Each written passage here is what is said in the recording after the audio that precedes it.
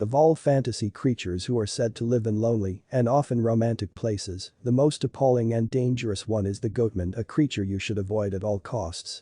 He is one of most horrific monsters in the form of half man and half goat, according to tales of American urban legends.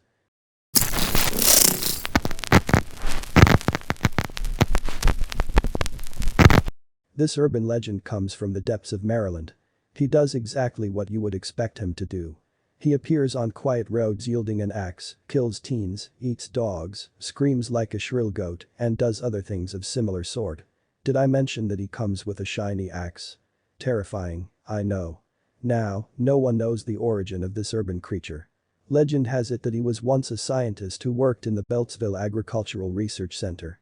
He was working on experiments using goats, and one day, the experiment backfired, leaving him mutated as a half-goat creature, which we now know as the Goatman. Another popular theory is that the man was actually a goat farmer who massacred a ton of teenagers after finding out they killed his goats. The more likely tale is that the Goatman legend was popularized in 1971 when a family came forward and blamed the brutal decapitation of their new puppy on the Goatman. The dog's head was found 14 years later. While the story of the Goatman remains a mystery, the story of what he does is the same across the board. He jumps onto cars and punctures the tires so his victims cannot get away. He then drags them into the forest with him. Now, do not get this Goatman twisted with the Goatman in Texas. There are two separate Goatman stories, and who knows, maybe they are cousins.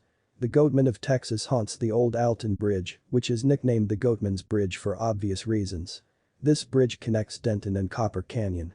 The Goatman is said to roam the forest surrounding the bridge. This Goatman arises from the tale of a black goat farmer who lived on the north side of the bridge with his family. He was known for being a dependable and honest businessman within a few years after he moved there.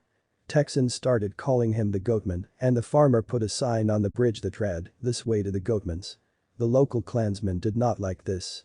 They kidnapped the farmer and hung a noose on Old Alton Bridge, where they hung him to death. The Klansmen then panicked and went back to the farmer's house, where they killed his wife and children. Locals now warn people of this tale. They warn that if you cross the bridge with no headlights, the Goatman will appear on the other side. People have reported seeing strange lights and ghostly figures, as well as reports of being touched, grabbed, and having rocks thrown at them. Visitors in the area are warned by the locals to not mess with the Goatman for their own safety.